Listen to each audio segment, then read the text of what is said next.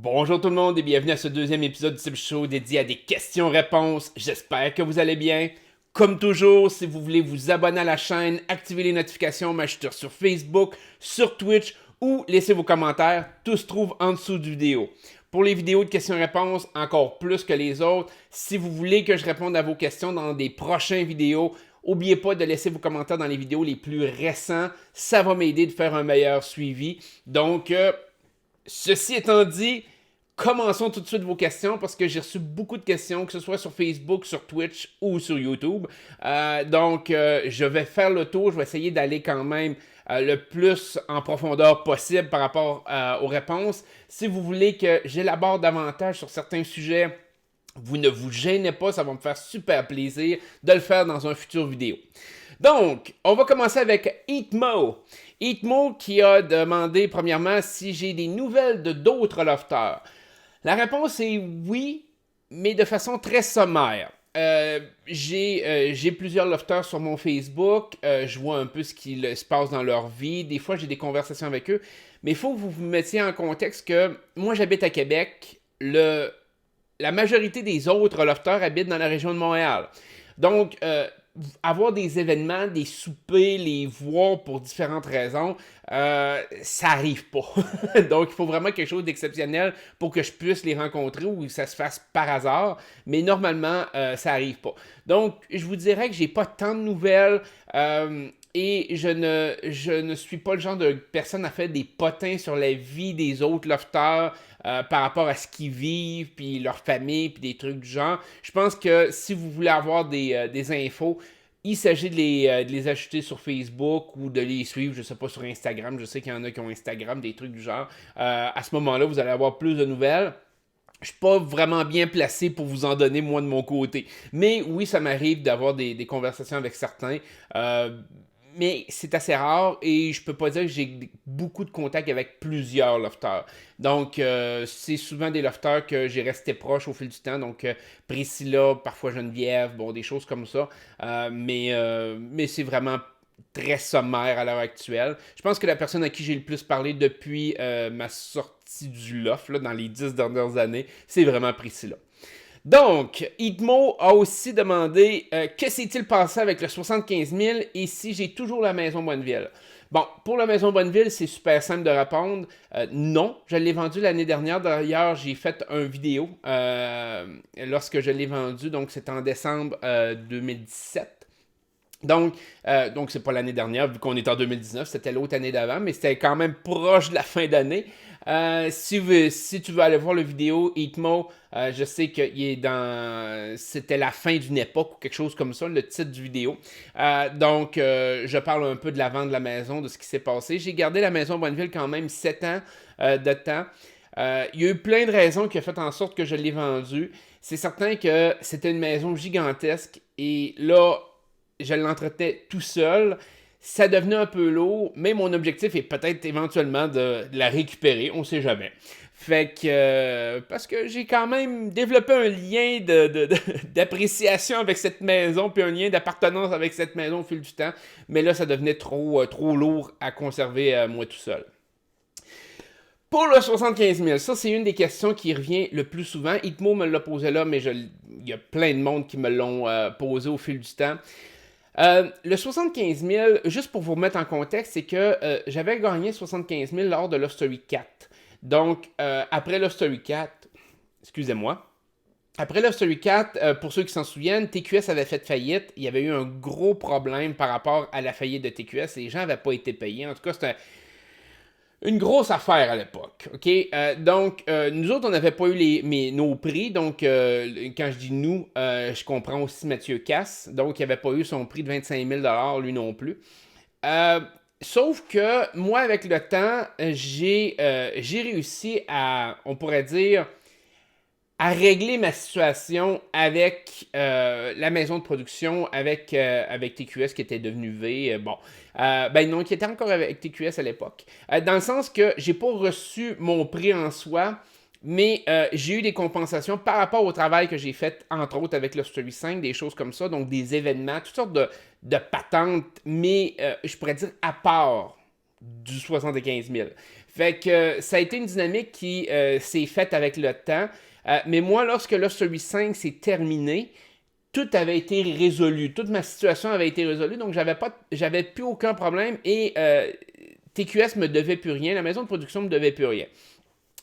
Donc, ce que je veux en venir avec ça, c'est parce que je sais qu'après Love Story 6, il y a beaucoup de gens, dont Mathieu Baron, dont d'autres lofters qui ont été déçus de Love Story 6, qui avaient été éliminés ou humiliés d'une certaine façon, qui ont clamé haut et fort que la production m'a permis de gagner Love Story 6 parce que j'avais pas eu 75 000. Parce que dans le fond, j'avais perdu mon argent, puis mais c'était complètement faux. Puis ça, on voyait qu'il ne savait pas de quoi il parlait à ce moment-là parce que tout avait été déjà réglé à Love Story 5. J'ai pas eu de traitement de faveur pour Love Story 6. Au contraire, parce que à Love Story 6, avant que l'émission commence, la production m'avait approché, en tout cas un membre de la production, je dirais pas la production en soi, mais un membre de la production m'avait approché et m'avait signifié clairement que la production préférait m'avoir sur le panel, que je revienne en tant que panéliste. Et que c'était une grosse décision à moi à prendre parce que en tant que panéliste, bien évidemment, j'ai un salaire, j'ai les avantages qui viennent avec le fait d'être panéliste, qu'on le veuille ou non. Fait que, sauf que si je décidais de retourner dans l'offre pour la revanche, ben je me mettais à risque de ressortir de là avec absolument rien. Puis le membre de la production m'avait vraiment dit, écoute, c'est une décision qui va être difficile. On le sait que tu aimes tes fans, que tu veux y retourner pour tes fans. À ce moment-là, j'avais le sentiment que je pourrais peut-être donner un bon show, mais peut-être que je gagnerais pas non plus pareil la revanche, que c'était possible. Mais, et c'est pour ça que le membre de la production m'avait quand même dit que il y avait des chances, que la situation de revenir sur le panel me garantissait au moins un bon salaire, me garantissait quand même une belle place là, aux côtés de Kim Rusk. Mais j'ai refusé la job et je suis allé quand même à Love Story 6. Bref, toute cette histoire-là, simplement pour vous dire que toute ma situation de 75 000 avait été réglée avant Love Story 6. Donc, de ce côté-là, ça n'a pas été réglé, genre, on te fait un choc de 75 000, on s'entend parce que c'est illégal de le faire, ça va à l'encontre des principes de faillite et autres, là. Ça a été résolu autrement par rapport à ma participation, par rapport à tous les événements, par rapport à ce qui se faisait à l'extérieur. Donc, on pourrait résumer ça un peu de même. Donc, ça a été un contrat qui a fait en sorte qu'il m'a permis de tout de partir l'esprit tranquille, je pourrais dire, ben de mettre cette situation-là derrière moi de façon tranquille et zen. OK. Donc, juste pour vous expliquer ça un peu résumé, là, je rentre pas dans les détails, mais de façon résumée, ça peut ressembler à ça. OK. Ensuite de ça, on a... Désolé, hein, j'essaie de les enchaîner parce qu'il y a tellement eu de questions. J'essaie d'en faire le plus possible. J'essaie de reprendre le retard sur les anciennes vidéos aussi. Fait que j'essaie de vous les pousser le plus vite possible parce que des fois, mes vidéos sont 30 minutes, 40 minutes. Puis je le sais que si vous essayez de trouver votre question là-dedans, ben, c'est un petit peu plate. Xavier Dion qui m'avait demandé si j'allais faire des vidéos sur L'amour est dans le pré. En fait, lui, il voulait que je fasse des vidéos pour L'amour est dans le pré, mais moi, je l'ai interprété comme une question. La réponse est non. Je sais qu'il y a beaucoup de gens qui m'en ont parlé de L'amour dans le pré. Hey, tu devrais commenter ça, tu devrais commenter ça. Mais, moi, à mon sens, ça va à l'encontre de justement l'analyse que je veux faire. C'est-à-dire que moi, la chose que je déteste le plus, c'est les affaires de couple. Dans XOXO, dans Occupation Double, j'avais le sentiment qu'il y avait au moins un élément stratégique qui pouvait jouer. Donc, les joueurs pouvaient quand même essayer de flouer un peu la production, flouer le public. Il y a quand même des éliminations à l'interne. Ça se déroule sur plusieurs semaines.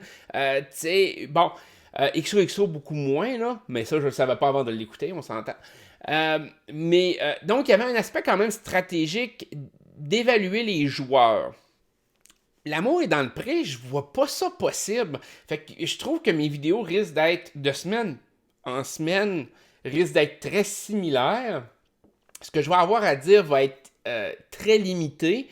Je trouve que ça va donner des mauvais vidéos. Sincèrement, c'est mon sentiment profond. Je trouve que c'est c'est une émission qui, pour moi, est vide à évaluer. Donc, vous me diriez d'évaluer les Kardashians à Musique Plus, ça serait exactement la même affaire. Pour moi, oui, c'est une télé-réalité sur papier, mais man, c'est pas pantoute le type de télé-réalité que j'analyserais normalement. Occupation double, XOXO, je pourrais dire, à un autre extrême, ont quand même une certaine once de stratégie puis de comportement qui peuvent amener vers la finale puis de qui gagne, qui perd à la fin. Des fois, je cherche un peu quoi dire, mais finalement, j'élabore beaucoup. Ben, l'amour dans le pré et dans le pré, je vois pas ça possible. Fait que peut-être que je réévaluerai ça avec le temps, mais présentement, je pense que vous pouvez oublier ça. Malheureusement, je pense qu'il y a... De toute façon, je pense que vous seriez déçus des vidéos que je vous ferai puis de l'analyse que j'en ferai. Ensuite de ça, on a Sonny Fennessy. Sonny Fennessy qui m'a demandé si je jouerais à Skyrim sur Twitch. Ça, c'est une question qui me revient souvent. J'en parle même beaucoup durant mes Twitch. Skyrim, il y a énormément de gens qui me le demandent.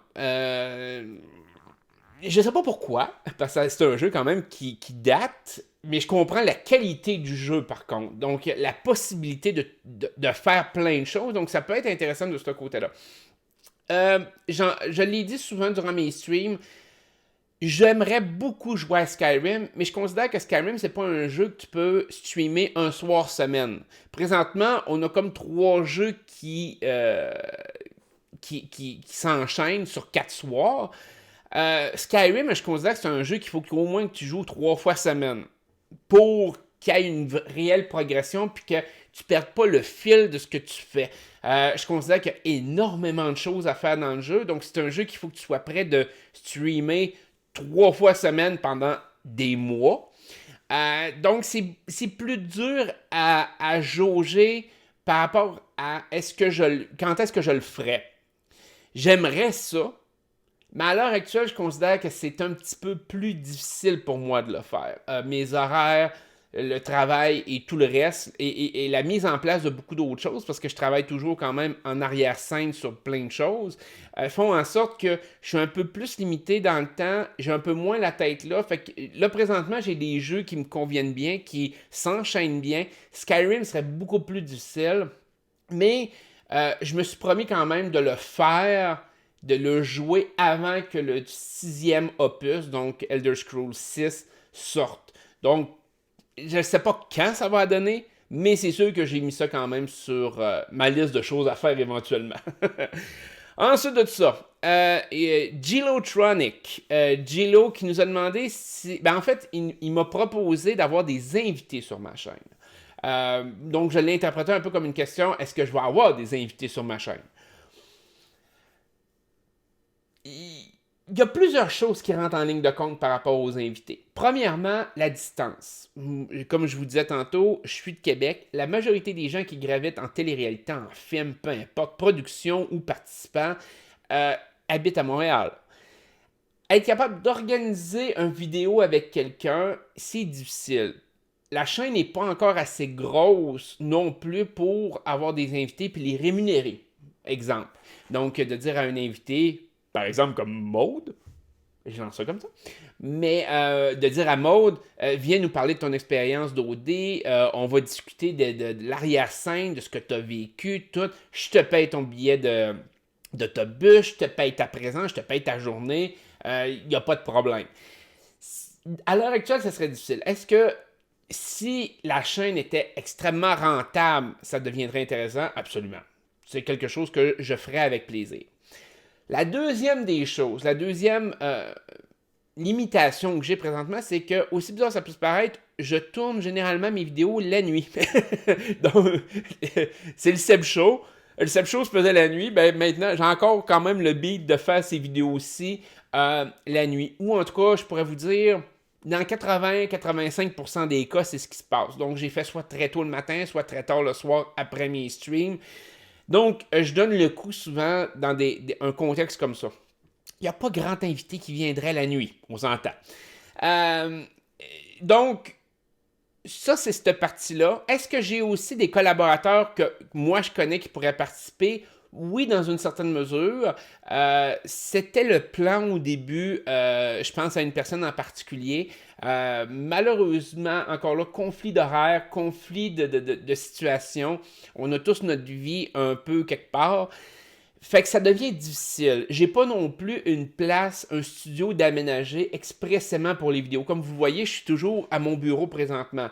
J'ai tout ce qu'il me faut pour monter un studio. Excusez-moi, là. Un studio pour faire ce genre de choses-là. Donc, j'ai vraiment tout le set pour le faire. Présentement, c'est juste l'espace qui me manque pour tout installer ça. Donc, je suis en train d'essayer de résoudre ça, mais ça fait un an que je vous dis que j'essaie de résoudre ça et c'est toujours pas fait. Donc, à court terme, voyez pas ça dans l'immédiat. J'essaie de tempérer les attentes parce que malheureusement, il y a 2 ans, j'ai hypé beaucoup de choses. J'ai dû annuler, pas nécessairement annuler, mais reporter beaucoup des choses que je voulais faire. Ça m'a pris beaucoup plus de temps. Donc maintenant, je suis un peu plus conservateur par rapport à ce que je vais emmener. Et j'essaie de faire un peu plus attention parce que ça déçoit un peu les gens. Qu'on le veuille ou non, c'est quand même ça. Ensuite de ça, on a eu Patrick Minot qui m'a demandé quel était mon joueur favori de toute l'histoire de la télé-réalité. Je pense que pour moi, il n'y a pas du tout de compétition à ce niveau-là. Mon meilleur joueur ever, c'est Will Kirby de Big Brother. C'est le joueur qui m'a le plus inspiré pour participer à une télé-réalité. C'est celui qui m'a donné le plus le goût à la télé-réalité. Avant ça, j'étais moins accroché à la télé-réalité, je vous dirais.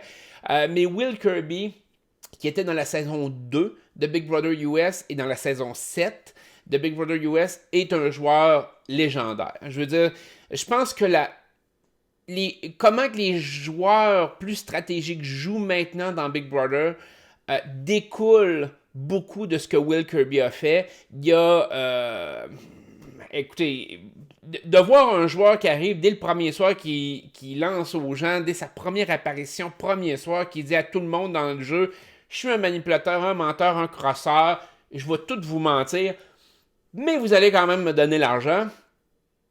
Ça prend assez du culot pour le faire. Et le pire, c'est qu'il a réussi. Je pense que c'est ça le pire dans tout ça. C'est que les gens l'ont cru. Voir un joueur être capable de regarder yeux dans les yeux un autre joueur et lui dire, écoute, je mens à tout le monde, je triche, je manipule, mais à toi, je te dis la vérité. Alors que tout le monde sait très bien qu'il ment à lui aussi. C'est juste magique.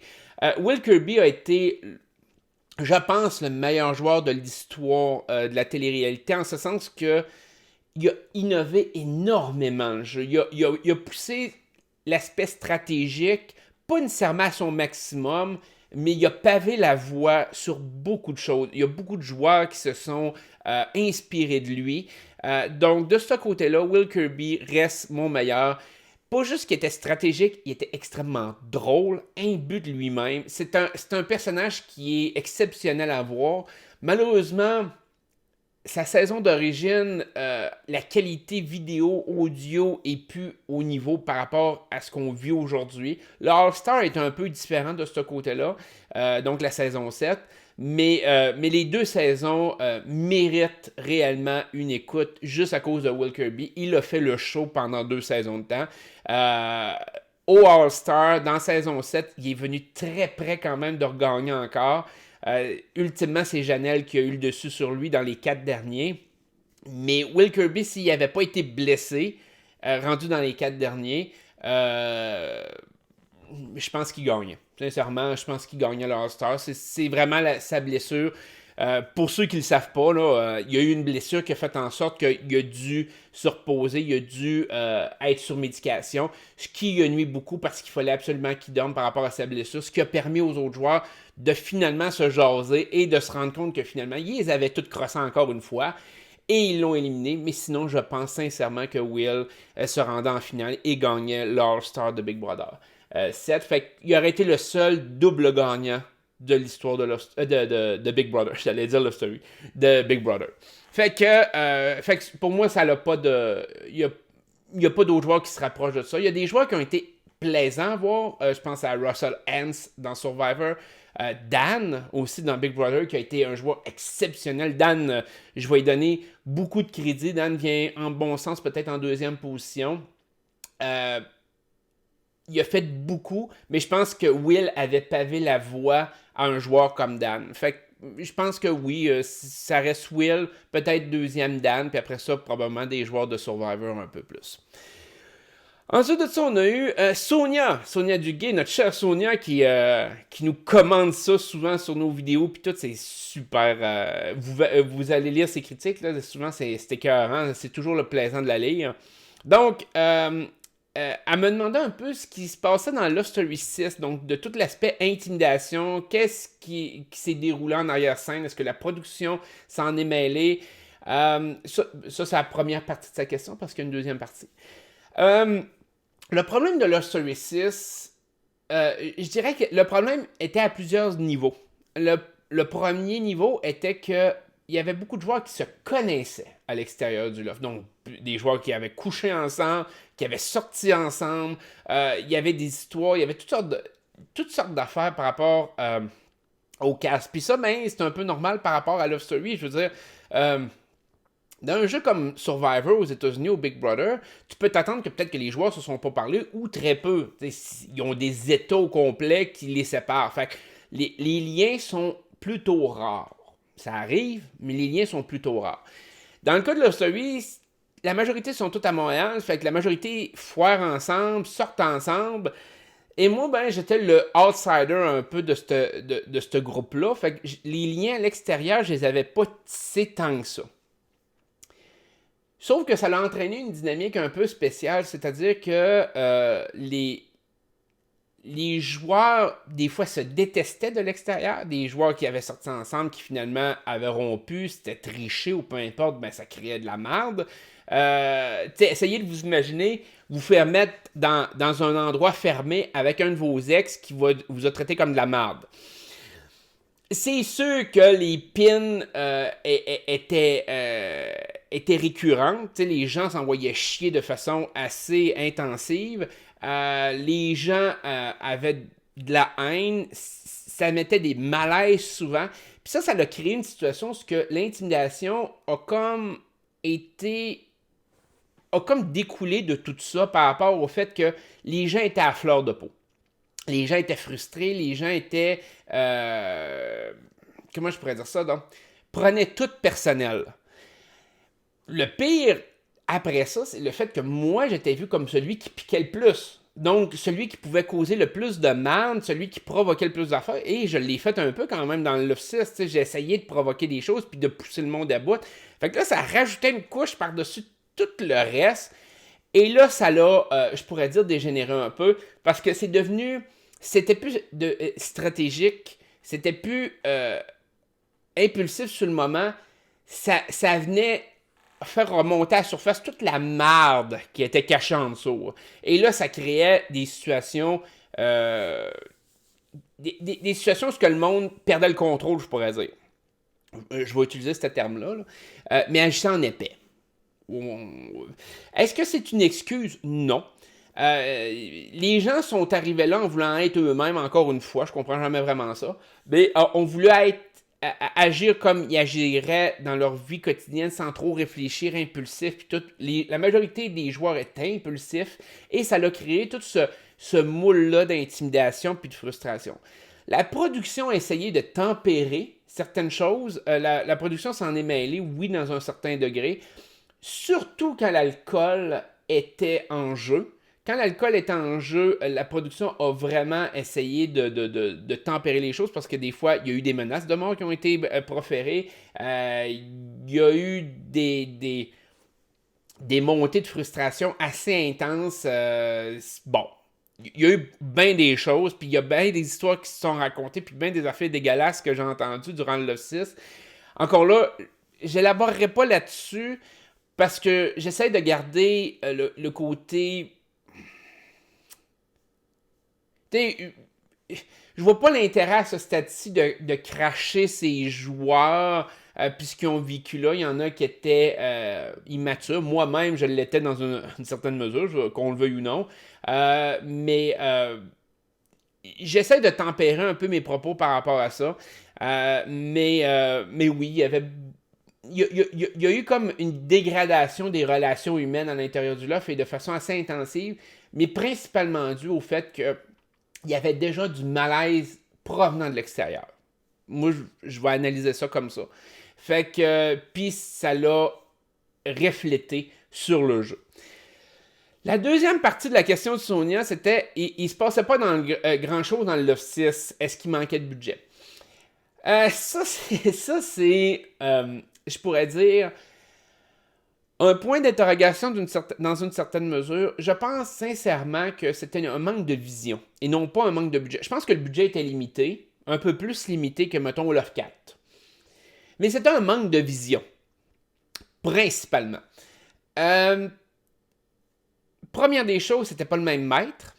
Donc, le changement de maître a eu, en mon sens, énormément d'impact sur la qualité du jeu. Sincèrement, c'est plate, mais j'apprécie énormément la personne qui est devenue le nouveau maître dans le Love 6 en tant que personne.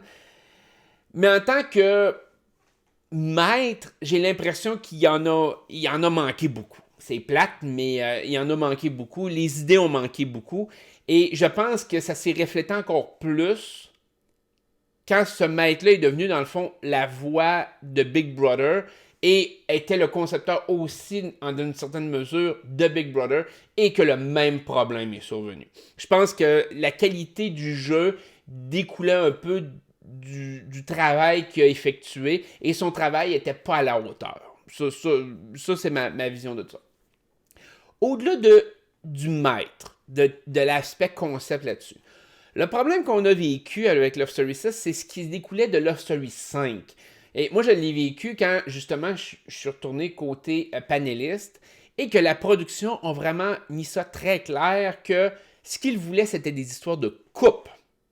C'était des relations de couple qu'ils voulaient. C'était l'amour, c'était de compétitionner avec cet aspect relation d'occupation double.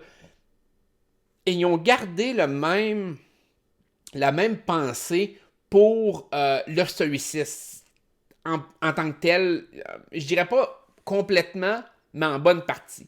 Donc, c'est pour ça que vous avez vu, bon, Arcadio avec Cynthia ou des choses comme ça, et qu'ils ont peut-être poussé un peu plus la narration par rapport à Arcadio, Dominique, puis des trucs du genre avec l'histoire de David, Brendolin. Même s'ils n'ont pas fait rentrer les couples, ils essayaient de jouer quand même sur cet aspect-là, un peu plus cute de la chose. Et ça encore là, c'était médiocre comme pensée. En mon sens, c'est extrêmement médiocre. Il n'y avait pas de penseur qui avait une vision à long terme de ce que Love Story 6 aurait comme compétition, comme twist, comme... C'était vraiment juste de mettre des joueurs qui avaient été connus, qui avaient fait l'histoire de Love Story ensemble et de voir ce qui allait se passer. C'est quasiment ça qu'ils ont fait. Donc, je dirais que le budget n'a pas eu tant d'impact. En mon sens, tu sais, les gens parlent beaucoup de budget, de dire « Ouais, mais il faut du budget pour les activités, tout. » Il y a des activités à Survivor là, qui doivent lui coûter à peu près 250 pièces à faire. Sincèrement. Il y a des activités à grand déploiement à Survivor, mais il y a des activités ultra intenses à Survivor qui doivent lui coûter 250-300 pièces à faire gros max. C'est pas une question de budget rendu là, c'est une question de conception. C'est une question de créativité. Tu sais, je veux dire, tu sais, la seule, je pourrais dire la seule compétition, à mon sens, qui était créative, c'était la bûche. On s'entend-tu que ça ne lui a pas rien coûté, là? Je veux dire, acheter à peu près, même s'il l'avait fait à 15 joueurs au tout début, acheter 15 bûches de bois pour que les joueurs embarquent dessus, on s'entend que c'est pas ça qui va coûter cher. Et pourtant, ça a été effectif. Il y a beaucoup de gens, la majorité des gens qui me rencontrent et qui me parlent des compétitions dans Love Story 6 me parlent de la bûche. On me parle pas d'autres choses, on me parle de la bûche. Fait que c'est pas une question de budget rendu là. Comme je vous dis, c'est toujours une question de conception. Et c'est une question de créativité. Fait que je me répète, mais c'est ça. Fait que Love Story 6, c'était un melting pot de plein de mauvaises affaires. J'ai pas vécu l'arrière-scène de Love Story 6. Fait que je peux pas vous dire, y a-tu eu des conflits, y a-tu eu quelque chose qui a fait en sorte que la production était déchirée. Je le sais pas. J'ai jamais entendu parler de quoi que ce soit là-dessus. Fait que, mais je pense que ça a été mal géré. En tant que tel, ça a été mal géré. Je pense que sincèrement, l'ancien maître aurait fait un travail colossal, beaucoup, beaucoup, beaucoup plus gros que ce qu'il y a eu, ce qu'on a eu au final avec Love Story 6, et ça leur a été beaucoup plus intéressant. Juste l'aspect de ne pas avoir de patron était déjà une grosse lacune. Sincèrement, on était sûr. Moi, j'ai parti avec l'idée qu'il y allait avoir toutes sortes de twists, toutes sortes de... Mais vous m'avez donné un jeu vide. Puis des fois, je fais le parallèle un peu avec Occupation Double. Moi, je considère que Love Story 6 était une mauvaise saison d'Occupation Double, en ce sens qu'il n'y avait quasiment rien que je pouvais faire. Il n'y avait pas d'ouverture nulle part. Les joueurs étaient déjà contre moi et stratégiquement, il n'y avait rien. Et je vais vous citer le meilleur exemple. Je vous en ai déjà parlé. Mais le meilleur exemple de tout, stratégiquement, du manque de vision, en mon sens, de la production. Puis je pourrais vous parler de la première semaine, mais je vais vous parler de la deuxième. Lors de la deuxième semaine, Priscilla gagne une immunité. Elle est obligée de me la donner à moi. Parce que c'était l'événement par rapport aux hommes qui avaient le pouvoir, puis tout, en tout cas, bref. Elle me donne une immunité. Mais il y a aussi les immunités du public que je ne connais pas. Je les connais pas. Et là, je me dis, hey man, j'ai une immunité. Il y a les immunités du public, je suis peut-être déjà immunisé, je peux faire de la merde. Ça peut être super intense. Fait que mon premier mot, c'est d'aller voir le maître et de dire, maître, moi je t'offre, écoute, dévoile les immunisés cette semaine. Moi, je vais prendre l'immunité que j'ai dans les mains et je vais me gâter. Je vais faire de la merde. Je vais essayer de faire des alliances, moi essayer de péter les alliances en place, moi essayer de créer de la dissension dans l'autre groupe, moi essayer d'immuniser quelqu'un que les gens ne s'attendent pas pour arriver puis shaker un peu la maison parce que là c'est vraiment, tu sais, c'est mort. Je vais prendre l'immunité puis je vais faire de quoi avec. Qu'est-ce que le maître me répond? Non, Sam, faut que tu utilises l'immunité avant qu'on dévoile les immunités du public. Et là, j'essaie d'expliquer. Mais maître, je suis pas con. Je ne sais même pas si vous avez immunisé du monde cette semaine, là. Tu sais, logiquement, je ne sais même pas si le public a immunisé quelqu'un. Donc, si c'est une immunité, si, mettons, c'est un autre type de vote cette semaine, pas de trouble. Mais je vais, tu sais, dévoiler le vote avant. Parce que moi, comme ça va me permettre de faire de quoi avec l'immunité. J'ai dit, sinon, je suis pas épais, là. Je vais m'immuniser moi. T'sais, pourquoi que j'immuniserais quelqu'un d'autre? C'est sûr, je vais me gagner une semaine. Le maître me dit, non, je dévoile rien. OK. Fait qu'est-ce que je fais? Je m'immunise, évidemment. Pourquoi je ne m'immuniserais pas? Je le sais pas, c'est peut-être un vote à l'interne, c'est peut-être un vote du public, c'est peut-être... J'en ai aucune idée. Fait que je m'immunise. Qu'est-ce qui se passe? Le public avait voté et il m'avait immunisé pareil avec le public, donc j'ai été immunisé 2 fois dans le vide.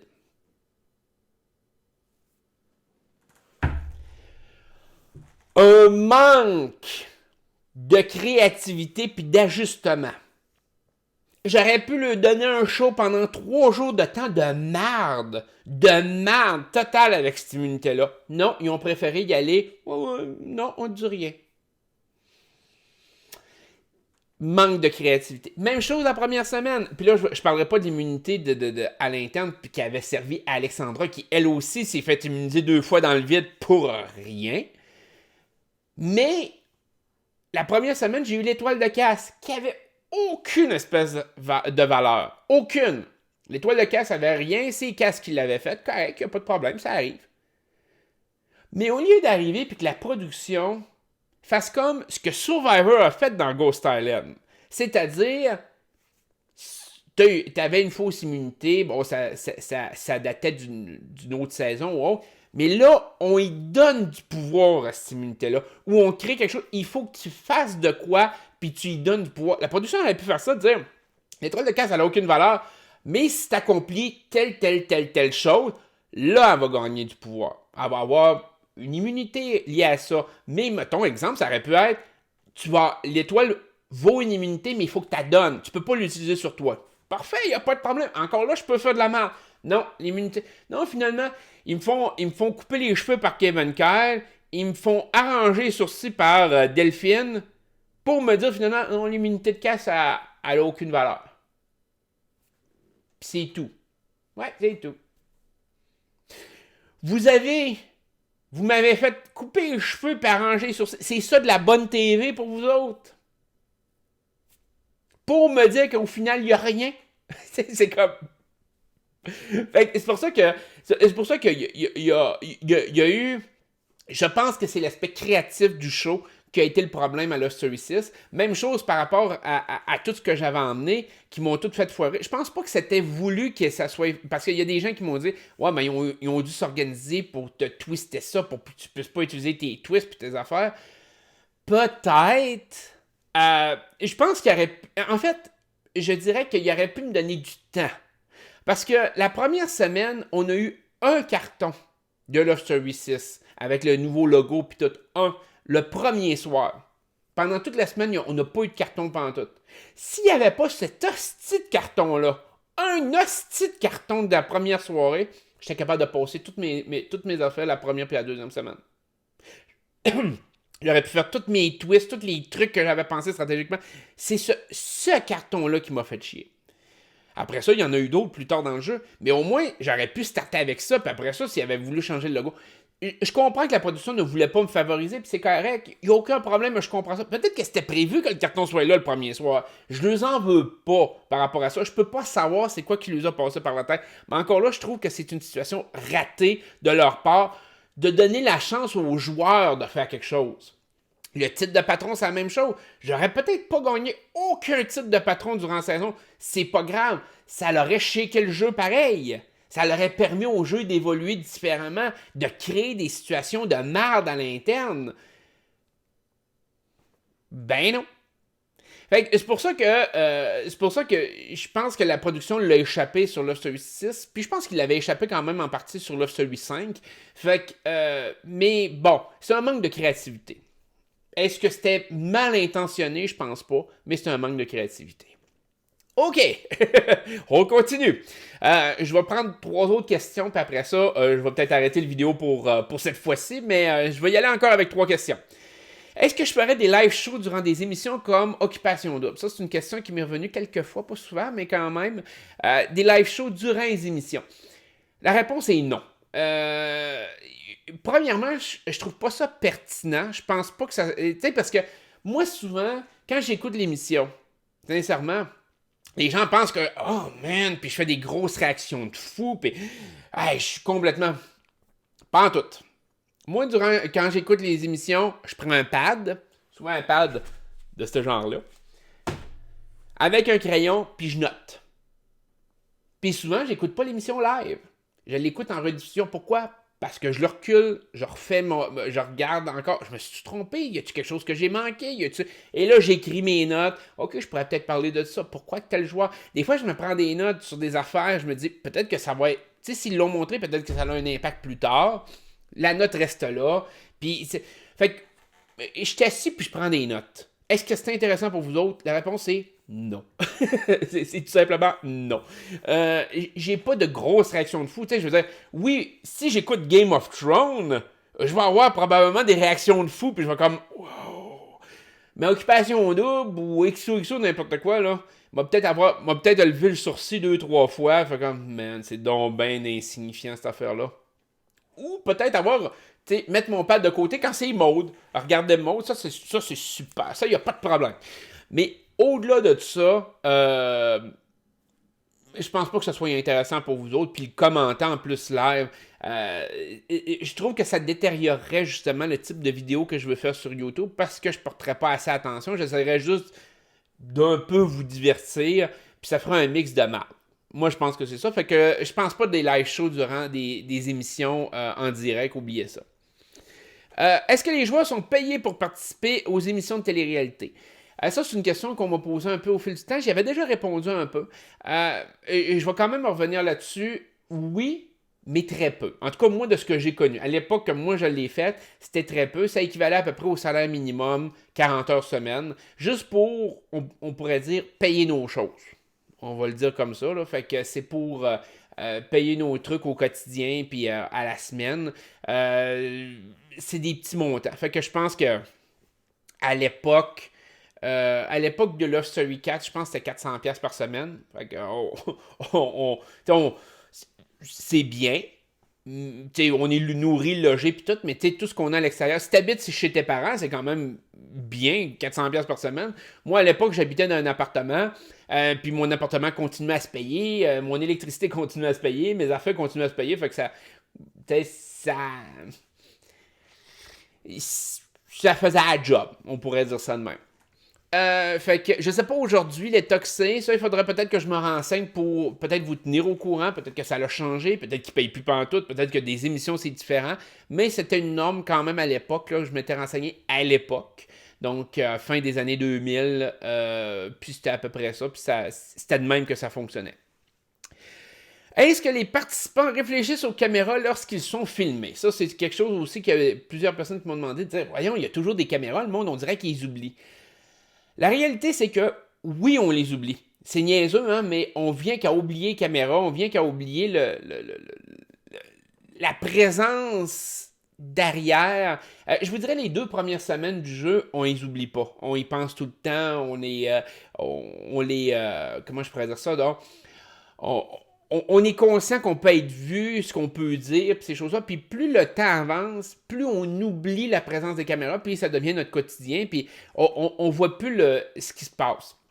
Moi, dans mon cas, c'est autre chose. Parce que moi, j'avais totalement conscience que les caméras étaient là.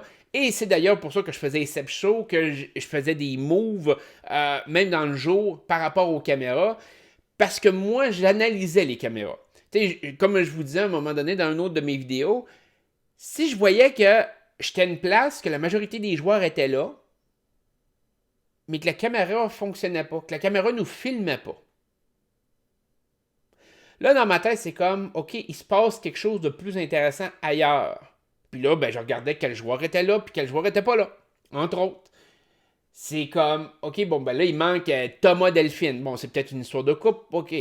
Si c'est, mettons, Mathieu Baron Delphine, est-ce qu'il y a de la stratégie? Est-ce qu'il parle de quelque chose? Ou David Hugues? Ou, puis là, ben, tu commences à mûrir ce genre d'informations-là. Et tu prends en compte tout ce type d'informations-là. Mais la majorité des joueurs n'ont pas cet aspect stratégique-là d'analyse. Donc, à un moment donné, ils oublient les caméras, puis ils agissent comme si de rien n'était. Même moi, j'ai oublié les caméras à certains moments. Il y a certains moments que tu les oublies, tu es dans une pièce, puis je veux dire, tu penses pas que tu es filmé en ce moment. Mais finalement, les caméras t'ont suivi. C'est comme, les caméramans ont fait, oh, regarde, on reste avec Seb. Voilà, on va y filmer des affaires. Mais oui, tu les oublies. C'est niaiseux. Ben, je pense que quand je regarde Occupation Double, ça doit être plus difficile d'oublier les caméras parce que les caméramans sont avec eux autres. Fait qu'à ce moment-là, tu vois les caméramans qui sont comme, qui interagissent, qui leur parlent, tu le vois un peu dans les coulisses. Fait que ça doit être difficile d'oublier les caméras de ce côté-là. Par contre, quand tu prends, lors des activités, là, dans la maison, c'est peut-être autre chose. Là, c'est des caméras qui sont un peu plus cachées, fait qu'ils doivent vivre un peu le même pattern dans la maison que nous autres, on l'a vécu. Par contre, Love Story, tu voyais personne. Fait que c'était toujours des caméras dans les murs, dans les plafonds, dans les affaires. Fait que, inévitablement, tu oublies parce que tu vois pas personne qui est relié à la caméra, tu vois pas l'interaction de. Fait que je pense que de ce côté-là, là, celui est peut-être plus intense par rapport à l'oubli des caméras, mais je pense que ça peut quand même se refléter par rapport à l'occupation double lorsqu'ils sont dans leur maison ou que les caméras sont juste cachées. Là. Fait que pour cette fois-ci, je pense qu'on a fait quand même, on a répondu à une bonne bâche de questions. Ça a été super le fun. J'espère que ça vous a donné bien de l'info pertinente. Donc, je vais continuer. Il me reste encore un paquet de questions. Il doit me rester au moins une trentaine de questions. Fait que j'essaie de les passer tranquillement pas vite. Fait que si vous en avez d'autres, n'hésitez pas, vous écrivez, vous commentez en dessous de vidéo. Si vous avez aimé ça, faites un petit like, c'est super apprécié aussi. Ça a l'air que c'est bien important sur YouTube. Moi, je like jamais aucune vidéo. Je dois être une mauvaise personne, je sais pas. Il va falloir que je commence. Fait que prenez soin de vous autres et je vous dis à la prochaine. Bye bye.